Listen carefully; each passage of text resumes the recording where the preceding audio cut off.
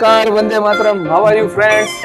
Today is the day 13 of our 21st day Spoken English Challenge by Om Vidyalaya. Friends, consistency matters a lot. Here, I write down a word, domino effect. Have you heard about it? શું તમે ક્યારે સાંભળેલું છે domino effect શું છે? મિત્રો, domino effect વિશે આજે તમે યુટ્યુબમાં સર્ચ મારો અને એની તાકાતને સમજજો. કન્સિસ્ટન્સી નું બેસ્ટ એક્ઝામ્પલ છે. દરરોજ જો એક નિર્ધારિત દિશામાં એક કદમ મૂકવામાં આવે તો થોડા દિવસોના અંતે એક મોટો બદલાવ લાવે. તો આપણે પણ 21 દિવસ સુધી સતત અંગ્રેજી બોલવામાં થોડું શીખીએ છીએ, નાના કદમો આગળ ધપાવીએ છીએ, તો 21 દિવસના અંતે કંઈક ફેરફાર ચોક્કસ લાવશે. તો ચાલો આવા જ હકારાત્મક વિચારની સાથે આજનો આપણો શરૂ કરીએ દિવસ નંબર 13.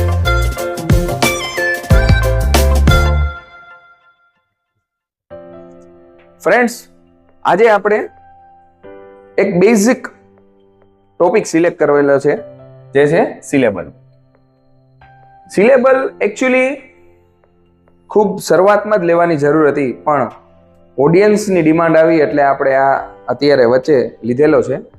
સિલેબલ શું છે તો કે અંગ્રેજી છે ને, એમાં એક સિંગલ અથવા તો અનબ્રોકન એટલે તૂટ્યા ન હોય ને એવા યુનિટ, એના સાઉન્ડને એક વર્ડ હોય, એને સિલેબલ કહેવાય. મોટા ભાગે એ છે વોવેલ સાઉન્ડ હોય. અને આ જો સાદી ભાષામાં આપણે સમજવું હોય તો આ સિલેબલ એટલે શું તો કે one mouthful of word. નો સમજાણો? ચાલો ઉદાહરણ દ્વારા સમજીએ. એકદમ સહેલું છે. સિલેબલ્સનો યુઝ જરૂરી છે. જો અંગ્રેજી બોલવું હોય, પ્રોનાઉન્સિએશન પરફેક્ટ કરવું હોય તો સિલેબલ જરૂરી છે. નંબર 2, જો પેલું શું છે? પ્રોનાઉન્સિએશન, અને બીજું સ્પેલિંગ. સ્પેલિંગ પાકા કરવા હોય તો પણ સિલેબલ છે એ જરૂરી છે. ઘણા મિત્રોને પ્રશ્ન હશે કે સ્પેલિંગ યાદ નથી રહેતા, તો આજે એ પ્રશ્નનું સમાધાન થઈ જશે. જો શું કહે છે? Every time your mouth open and make a separate beat or sound that one syllables. દરેક વખતે તમારું મોઢું ખુલે, ઓપન થાય અને એક સેપરેટ બીટ અથવા તો સાઉન્ડ ક્રિએટ કરે ને, તો એ એક સિલેબલ છે. ચાલો સમજીએ ઉદાહરણ દ્વારા. હવે એક્ઝામ્પલ નંબર 1 છે કેટ. શું છે? કેટ. કેટમાં એક સિલેબલ છે. કેટલા સિલેબલ છે? એક સિલેબલ છે. કેટ વોવેલ કેટલા છે? એક. એપલ. એપલ 2 સિલેબલ્સ છે. એલિફન્ટ. એલિફન્ટ 3 સિલેબલ છે. ઇન્ફોર્મેશન. ઇન્ફોર્મેશન 4 સિલેબલ્સ. સમજાણું? 1 2 3 4 4 અલગ અલગ સિલેબલના આપણે ઉદાહરણ જોયા. Cat, Apple, elephant, information. સમજાણું? થોડું હજી સબ્ર રાખો, પિક્ચર અભી બાકી. ચાલ એનાથી પણ સહેલી રીત, ક્લેપ મેથડ. બહુ જ પ્રખ્યાત અને એકદમ સહેલી, બધાને આવડી જાય ને એવી ક્લેપ મેથડ.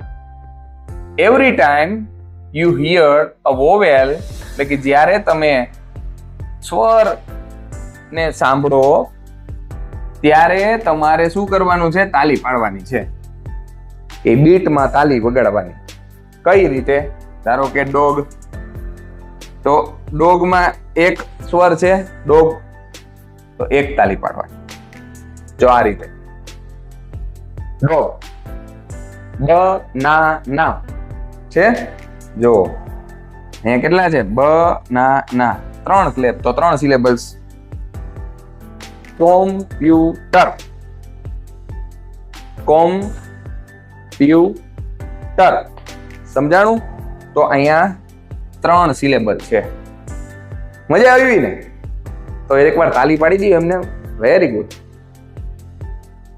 નેક્સ્ટ એક છે મેથડ ચીન ડ્રોપ મેથડ.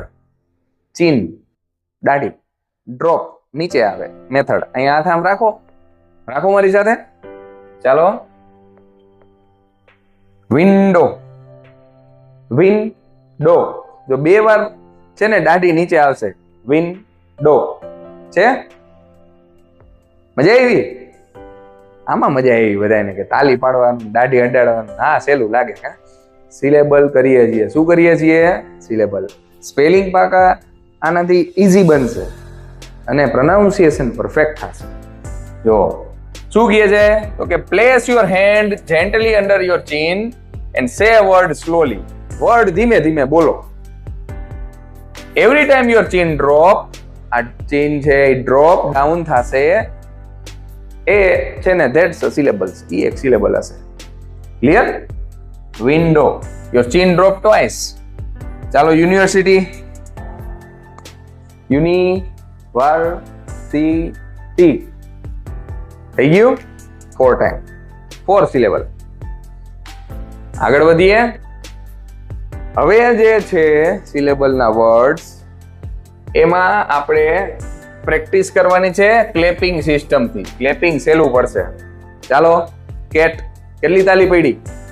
1. આ બધી સિંગલ વર્ડ છે. કેટ, ડોગ, બોલ, chair, jump. Single syllable. Cat, dog, jump. સમજાણું? જોઈ લ્યો.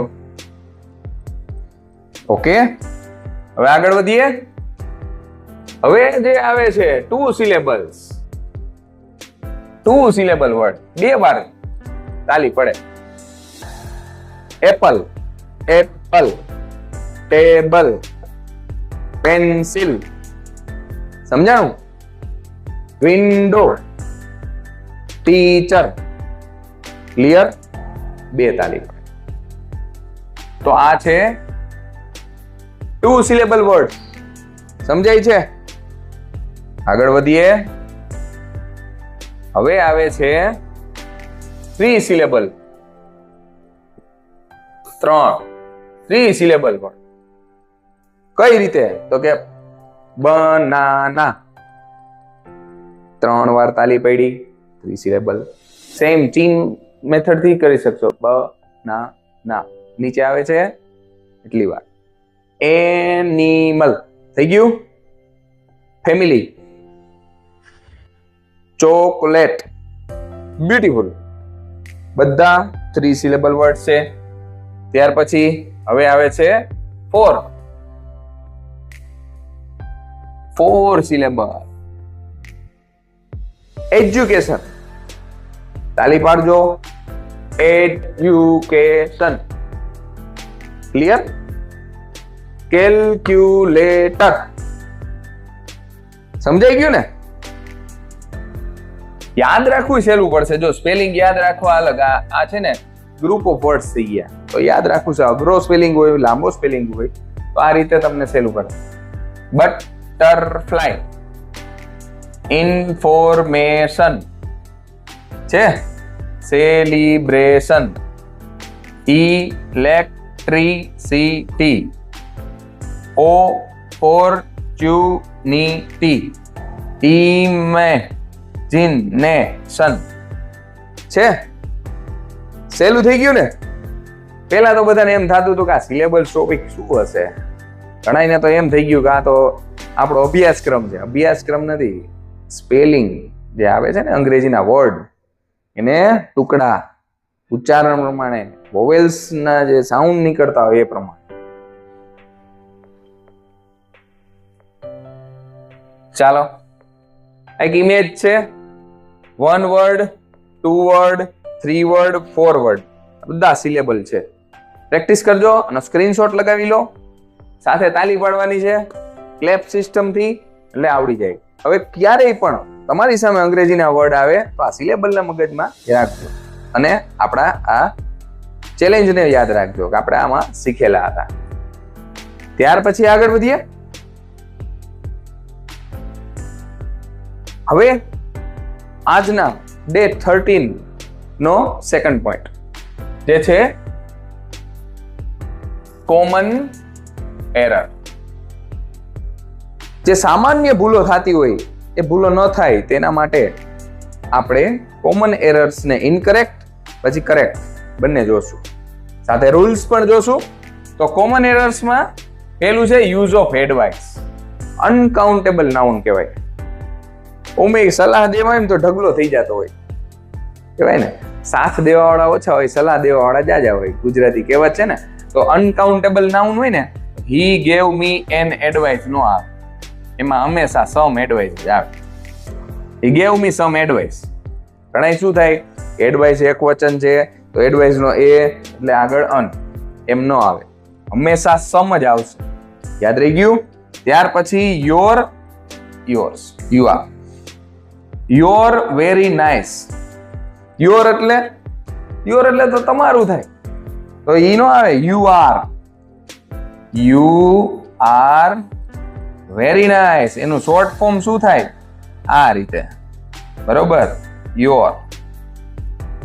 ઓકે, આગળ next, discuss about.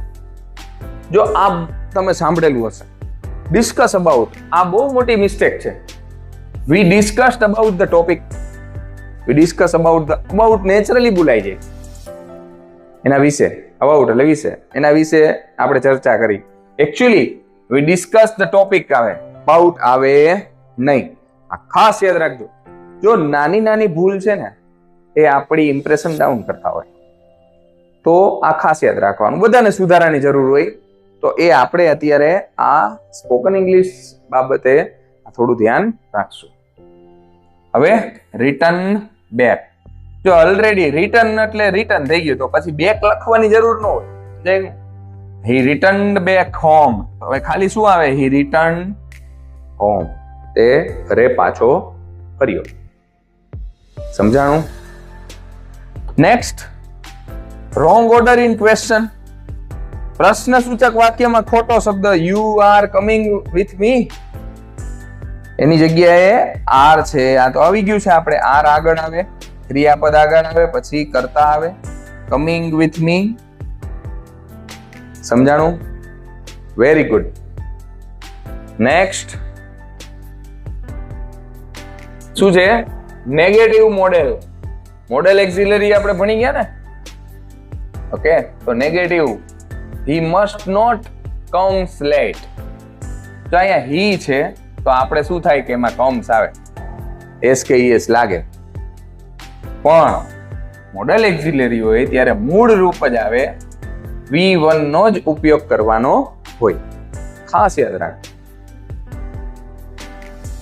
Next, one of my friend. one of my friend is a doctor. મારા એક મિત્ર ડોક્ટર છે. મારા મિત્રોમાંના એક ડોક્ટર છે. આપણે આ ખરેખર આ પ્રોનાઉન્સ છે, મારા મિત્રોમાંના એક ડોક્ટર. તો મિત્ર ન આવે, મિત્રો, બહુવચન આવે. one of my friend, મારા મિત્રોમાંનો એક શું છે? ડોક્ટર. તો one of my friend નહીં, friends. ઓકે, નેક્સ્ટ છે no for quantity. I have no any idea. I have no idea. Quantity હોય ને તો એની નો આવે. જેમાં અબાઉટ નો છે એમાં એની નો આવે. એની લખવું હોય તો અહીંયા ડોન્ટ કરવી પડે. I don't have any idea. કોઈ idea. I don't have any idea. બરોબર? I have no આવે, ઈ નો આવે. સમજાણું? આગળ વધીએ. નેક્સ્ટ, લેસ અને આગળ વધીએ. ચાલો એના પછીનું આગળ વધીએ. લેસ અને ફ્યુઅર. બે સરખું થાય જનરલી, એવું લાગતું હોય. There are less people here. There are fewer people here. લોકોની વાત થાય ને તો few આવે. ઓકે, માર્ક્સ હોય ને તો લેસ આવે. Less marks in examination. fewer mark નો આવે. ઓકે, તો યાદ રાખશું. Wrong use of so much. Countable હોય ને તો I have some books. જો આપણે વાત થઈ હતી કાઉન્ટેબલ હોય ને તો ન્યા છે ને મચ નો આવે, મેની આવે. Okay, I have so many books. મિલ્કમાં મચ આવે. Using each other with more other than two. Incorrect શું છે તો કે all the 5 friends love each other. Each other છે ને એ બે હોય ને ત્યારે સમજાણું, બાકી વન અનધર આવે. આ ક્લિયર? ઈચ અધર ક્યારે વપરાય? બે વ્યક્તિ હોય તો ઈચ અધર, બાકી વન અનધર આવે, એકબીજાને. નેક્સ્ટ, ત્યારબાદ આઈ ડીડન્ટ ન્યુ. આના વિશે જો આઈ ડીડન્ટ ન્યુ ધ આન્સર, ચાલો કોઈ કહેશે મને કે આમાં શું મિસ્ટેક છે? નીચે જોઈને તો તરત ખબર પડી જશે, પણ ડીડ આવે ને તો અહીંયા V1 થઈ જાય. શું થઈ જાય? V1. I didn't know the answer, કારણ કે ડીડ ઓલરેડી ભૂતકાળનું રૂપ છે. ક્લિયર? આગળ વધીએ. Over use of present perfect. I have seen her yesterday. એની જગ્યાએ શું આજો આ ઓવર યુઝ થઈ ગયો. I saw her yesterday. મોટા ભાગે I have completed my work. I completed my work yesterday. સાદો ભૂત. Okay.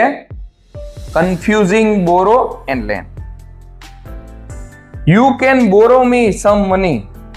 You can lend me some money. Okay, અહીંયા ધ્યાન આ રાખવાનું છે. આ કોમન એરર્સ છે. ત્યાર પછી આગળ વધીએ. Emotion emojis. વોટ્સઅપમાં, મોબાઈલમાં બધા આવા ઇમોજીસ તમે જોયા હશે. તો આજે એ ઇમોજીસનો વાક્ય પ્રયોગ જોઈએ. Today we will do the sentence uses of this emojis. કામ. કામ એટલે શાંત, આનંદમાં. આઈ એમ ફીલિંગ કામ. તો આ રીતે તમારે વાક્ય બોલવાનું છે. બીજું કયું છે? હેપી. હેપી એટલે ખુશ. બોલો, આઈ એમ ફીલિંગ હેપી. આ બધું તમારે અહીંયા આ રીતના બોલવાનું છે. અહીંયા આની રિપ્લેસ કરવાનું. નેક્સ્ટ શું છે? સિલી. સિલી એટલે શું થાય? કઈ ભૂલ થઈ ગઈ હોય ને, સિલી. આઈ એમ ફીલિંગ સિલી. રિલેક્સ. આઈ એમ ફીલિંગ રિલેક્સ. પછી નર્વસ. નર્વસ એટલે કઈક ટેન્શનમાં હોય એવું. એનોય. એનોય એટલે શું થાય? જણાવો. શું થાય? ગભરાયેલું, અકળાયેલું. સેડ દુખી. સાય શરમાળ. સરપ્રાઈઝ. સરપ્રાઈઝ આશ્ચર્યચકિત.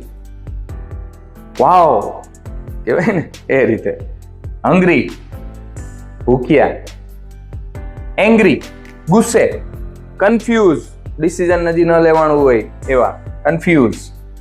ત્યાર પછી સ્લીપી. ઊંઘમાં હોય, નીંદરમાં હોય ને, અડધા ન હોય, નીંદરમાં જ હોય. સ્લીપી. સિક બીમાર. હર્ટ એટલે દુખી, ઈજાગ્રસ્ત.